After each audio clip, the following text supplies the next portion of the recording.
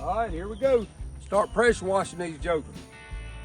Got my granny's old metal chair out here.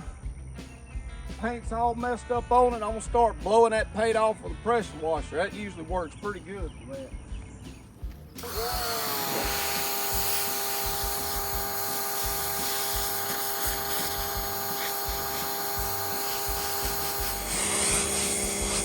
This ain't a real strong pressure washer. I used to have a real strong. I just borrowed it from my cousin, Jace Lovern up there. But it'll be good enough to do this old chair. I'm just gonna knock the loose stuff off of it and then I'll get after it with a wire brush. I really kind of like the old patina. I almost clear coated or something. I've heard of people using like tongue oil or linseed oil on rusty metal. I might look into that. That'd be kind of cool to have one with old patina on it. I don't know. I might paint it just like the other one. This little old thing here is handy. It's just one of them small jobs that you plug in, you know. It ain't that many PSI.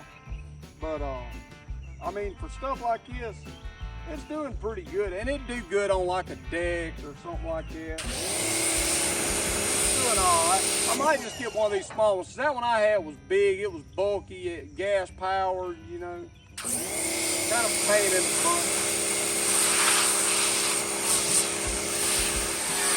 I think what I'm gonna do, I don't know, I'm gonna look into that whole thing with like the linseed oil or tongue oil. I don't know which would be better, or just a straight clear coat. That's the cheapest probably. Just get some spray can clear coat. Just clear coat the shit out of this thing. I think it'll look cool as hell just leaving the old patina on there.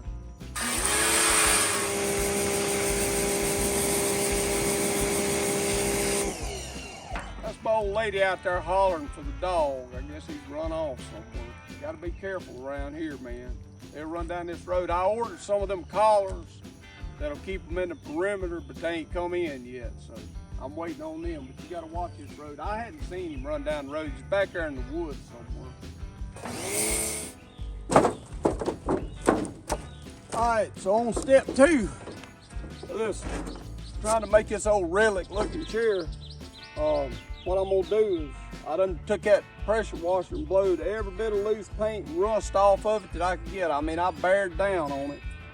And now I'm just gonna water sand it a little bit. So what I got here is 400 grit and some soapy water, and I'm just gonna water sand it a little bit.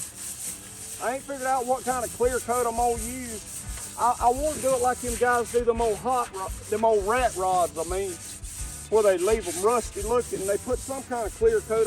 They probably just use regular automotive clear coat.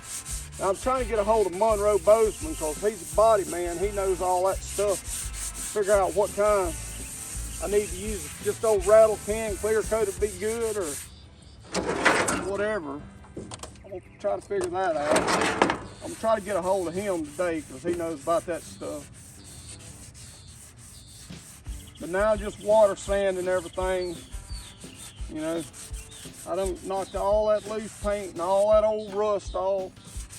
I like old relic looking stuff, and I was thinking about doing that with them other green chairs, but I just decided to clean them up and make them look like new ones.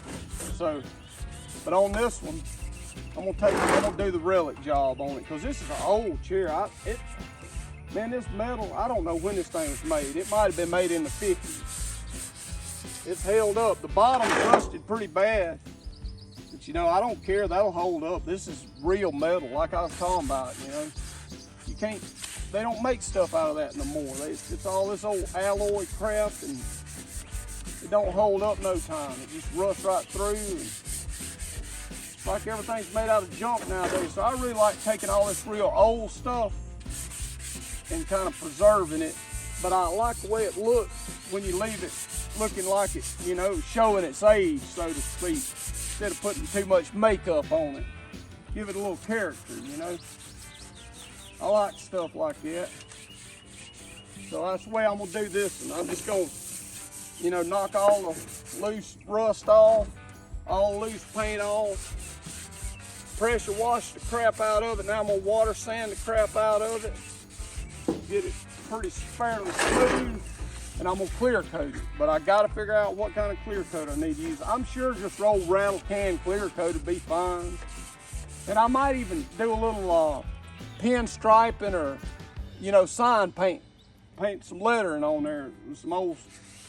I hadn't messed with that a whole lot, but I do got the brushes to do it with. I've done a little bit of pinstriping and a little bit of lettering. So I think I want to get into that a little more. And I got an airbrush that I ain't never used that Nikki bought me. I want to get into that stuff. I just keep putting it off, but it's about high time to quit putting it off, get into it. I just really don't got a shop space. I got my shop, but it's really turned more into a motorcycle storage. And storage, but there's room in it, but I don't know, I just need to do a little more setting up in there to get some fans or something going. I really hadn't decided which direction to go with the shop, you know, because I like doing so many different things. I really need to insulate it, honestly, because it's not insulated. It's just, I think it's a 16 by 22 or something like that. Tool shed, one of them wooden ones with a garage door. It's good for storage and stuff, but it'd be good for working on stuff too, but you're gonna have some kind of ventilation. It's probably insulation. I probably need to insulate it. Insulation's got so high nowadays. I don't really know. I hadn't went up there and priced it again, but it was pretty high last time I checked. I don't know.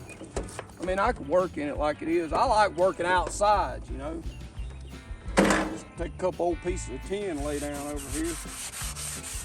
You need somewhere to put stuff up. And I got my motorcycles in there, and I got 2 motorcycles. I got that chopper and I got that Yamaha. And I don't know. I can kind of put them side by side and have more room in the end to work, but if I paint anything in there, then you got overspray getting all over everything. I almost need to build another shed, like a paint room, paint stuff. I'm gonna start fooling paint.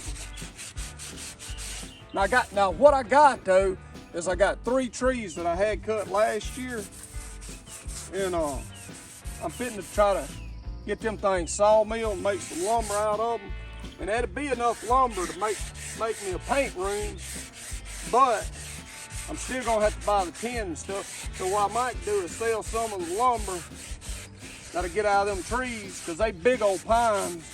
Might sell some of that lumber and be able to get my tin to put on top of make me a paint room. That's what I need.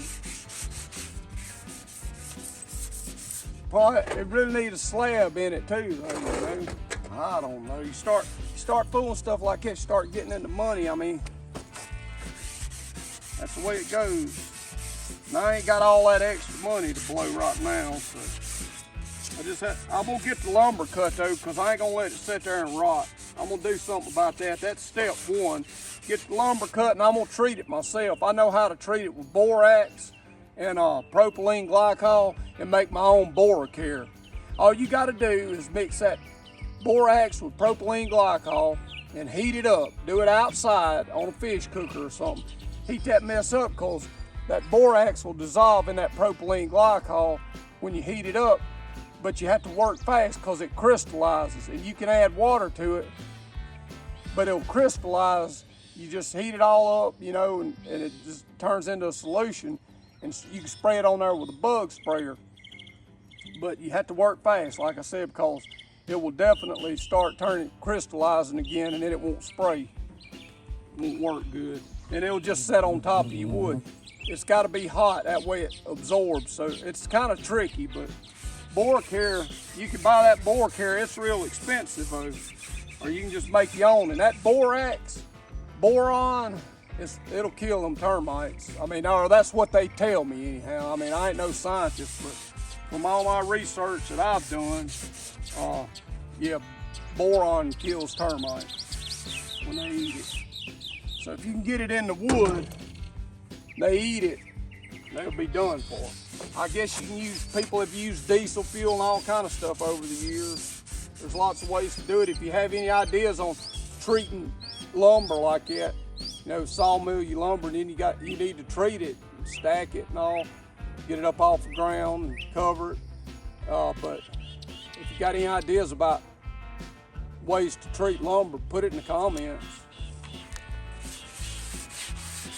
I mean, like I said, people have used diesel fuel, people have used burnt motor oil and diesel fuel mixed, all kind of stuff. I've heard about all that. People put tar on it, but that's like where you put it in the ground, put tar on it and stuff, and oil, and all kind of mixture like that. Yeah, just put your favorite ideas for treating lumber that you cut yourself in the comments. And you know, I'm probably gonna be already done it by the time the video's up, but if you know what them guys put on them rat rods, like when they leave them rust and clear coat them, I've heard people talking about, I think linseed oil can be put on metal. I don't know how well that hardens. I know you use it on a painting, like oil painting, you can use linseed oil on rust and stuff. I've heard of I think tung oil, but I don't know. I've never messed with that. I've never messed with tung oil at all, but I've only used linseed oil like on an oil painting, like on a canvas. So I don't know. I mean, that oil base, I'm thinking oil base would definitely preserve something better than just spraying an acrylic clear coat, because I mean, acrylic clear coat's definitely gonna seal it up, but if it ever cracks, you know, if there's ever any break in the surface of it, then you just get oxygen in there, it's gonna start rusting and peeling off. An oil-based product seems like it would be better, but I really don't know that much about it. That's what I'm trying to learn about right now, because I really like this old relic look and just putting a clear coat over it. A lot of guys do that with rat rods I've seen. I went to a lot of rat rod shows and stuff like that. I should have asked some of them guys, but I didn't think of it at the time. But I really like the way it looks. When it'll be like a completely rusted out looking old vehicle with some sort of clear coat on it. They probably just using like an automotive clear coat. I don't know. I don't really even know if that's acrylic based or how that is. That's why I was trying to get a hold of Monroe Bozeman, because he knows all that stuff. But he's had a lot of health trouble lately, and he may be having to go to the hospital. He's had to get treatments in his lungs. I say, because he painted for all them years, you know, I say that, they said it was caused by indigestion, is what the doctor said. I mean, I guess it was a combination of things, but I mean, that painting all them years and all that, you know, breathing that paint, just a combination. He smoked, you know, don't smoke, man. I've done it, and we've all done it, I reckon, most people. And just one of the worst scams they pulled on us is selling some darn cigarettes. And now I'm stuck on this silly dipping crap. But it's not quite as bad as smoking, but I know I need to quit. It's not a good habit. It's stupid. It costs, you have to buy it. I mean, it doesn't really do anything. You just get in the habit of doing it. You want to dip all the time. Seems like self-destructive. The body's always trying to kill itself or something. I probably ain't water sanding this right way, all perfect and stuff, but you know, it's gonna be like old rat rod style finish anyway, so I ain't gonna worry about it too darn much. If Monroe still had his paint booth, like I said, he's been sick, I could take it over there and he could zap that car clear coat on this sucker. Boy, it'd really be done then. But I'm just gonna do the best I can with what I got.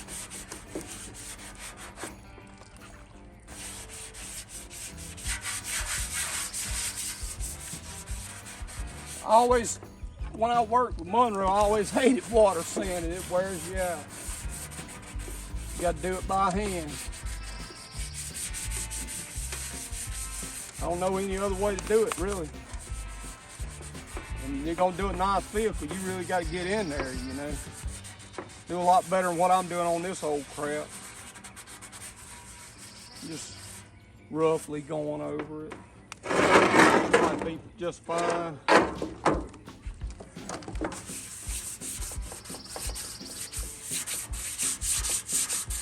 Anyway, you get the idea. I'm just water sanding this.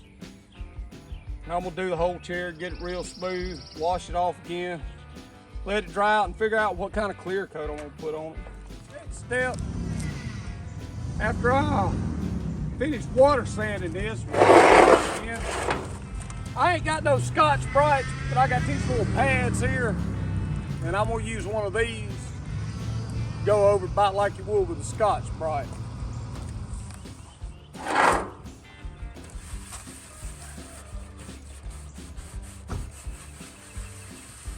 Probably don't really need this step, but since I'm doing it rough, but what the heck. I ain't got nothing else to do right this minute, so I'm gonna go ahead and do it. Go real good with this.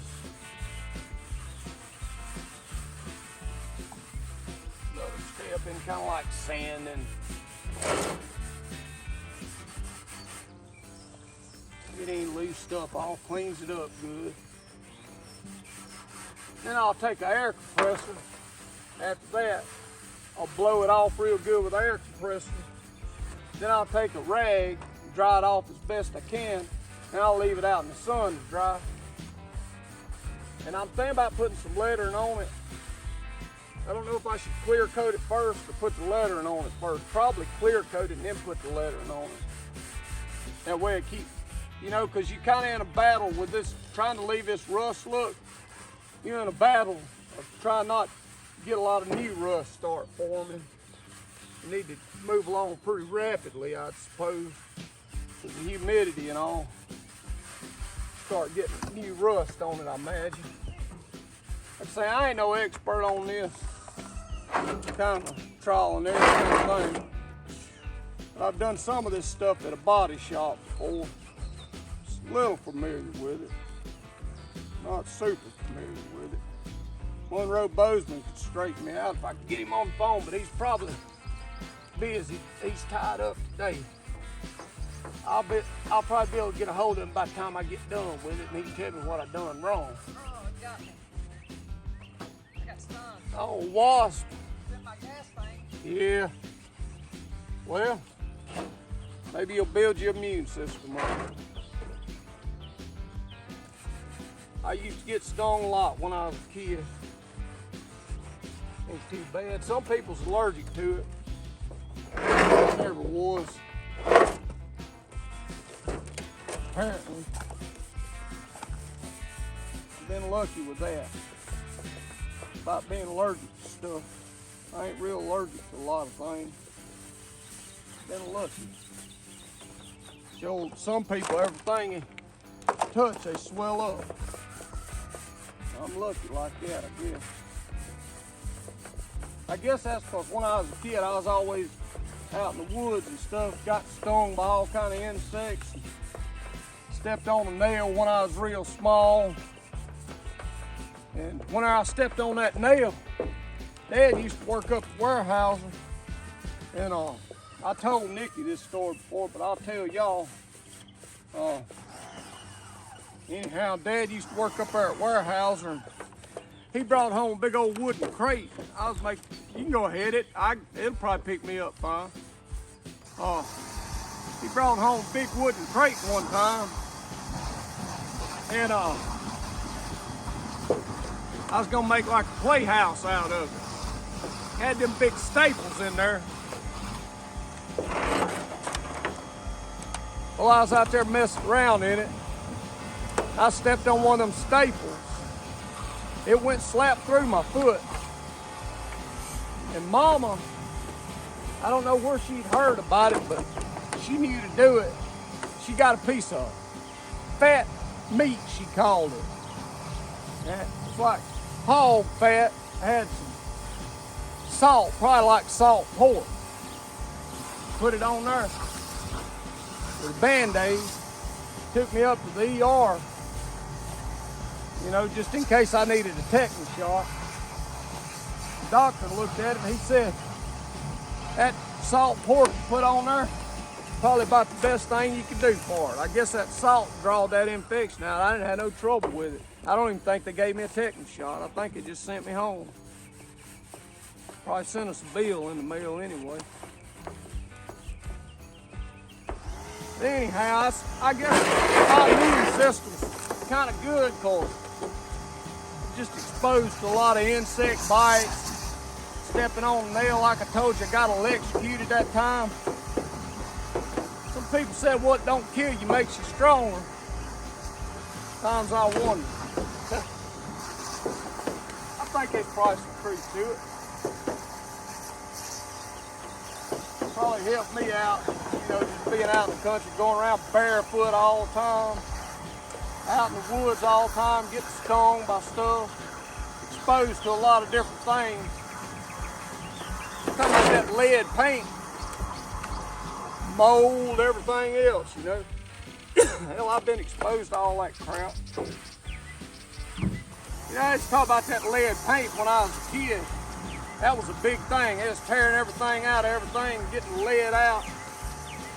And here recently, Nikki was looking online or something, figured out that most of these canned goods you get, it even says right there on the can that it may contain trace amounts of lead.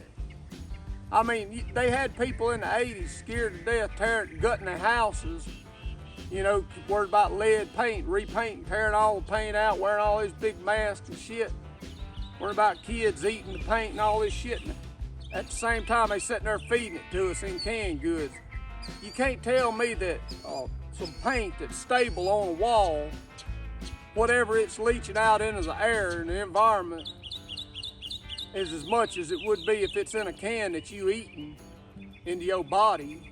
I mean, come on.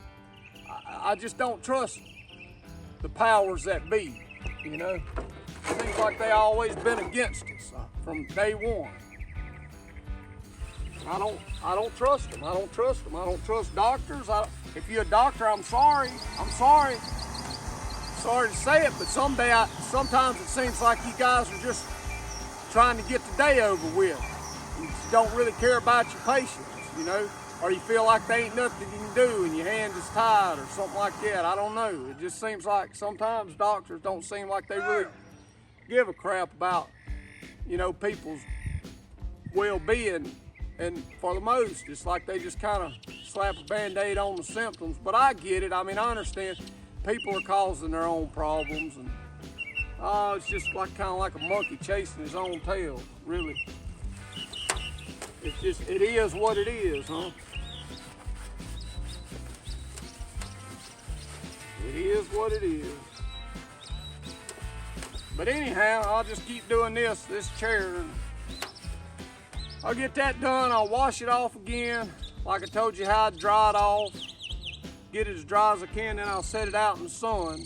Let it set out in the balling sun, and I'll get some clear coat put on here. I think I'm just gonna go with rattle can clear coat instead of the whole tongue oil thing. I thought I'd try that, but I don't know. I need to talk to somebody that knows more about all that stuff. I talked to my cousin David, and he said he didn't think tongue oil would be very shiny, and I really wanted to make it be shiny. Kind of have that shine gloss over it. So I imagine clear coat's the way to go. I'll just get an acrylic clear coat put on here. It'll be all right. And then I will try to paint. See, but that's the thing. If I do that lettering with one shot and go over acrylic with it, I need to talk to somebody that knows a little bit more about paint. And sooner or later today, I'll probably be able to get a hold of Monroe. I won't be able to paint it today, no how. So probably be able to talk to him tonight, and he can tell me more about it. But he was telling me that you can use water base and an airbrush on vehicles.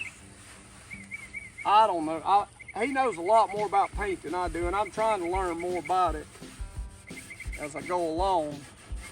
I got that airbrush, and I've always done paintings and stuff. Always kind of had a kind of artistic eye. I want to get started with that airbrush more. Like I said, I can do a little bit of pinstriping. I can do some lettering, a little bit, not real good, but the more you practice, the better you get. And I really like this relic look, rat rod type look stuff. I want to get into more of that. And when it comes to the airbrush though, man, I think I can do some really good like portraits and everything, because I painted lots of portraits.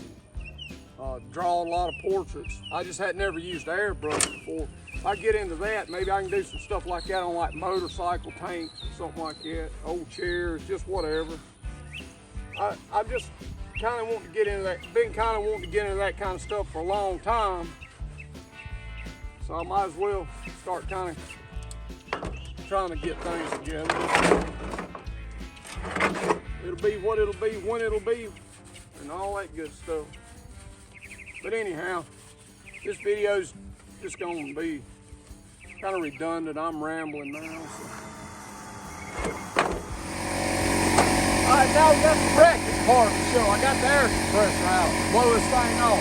I got a fairly small air compressor. It'll be cutting on and off. Don't get a lot of pressure. It'll be good enough.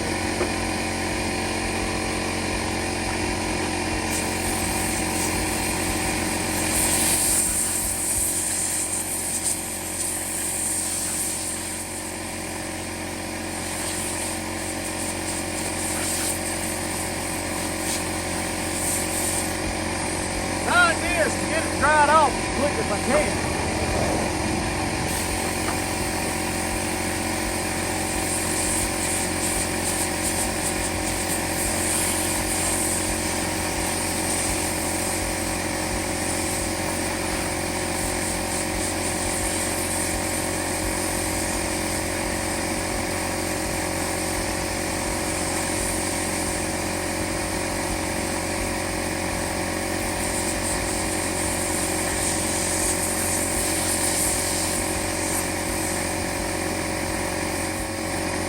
Let it build up the pressure. Anyhow, I'll go over the whole thing with the air compressor, get up in all the cracks and stuff, get all the water blowed out, and then I'll take a rag and make sure it's dry real good, set it out in the ball and sun, let it dry, and then I'll go get some clear coat. All right, that's what I came up with. Done a little pin striping, put some letters on there. Kind of distressed all of it with 600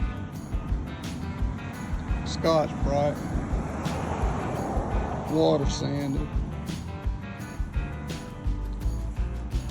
Come out looking pretty cool. Maybe it'll hold up.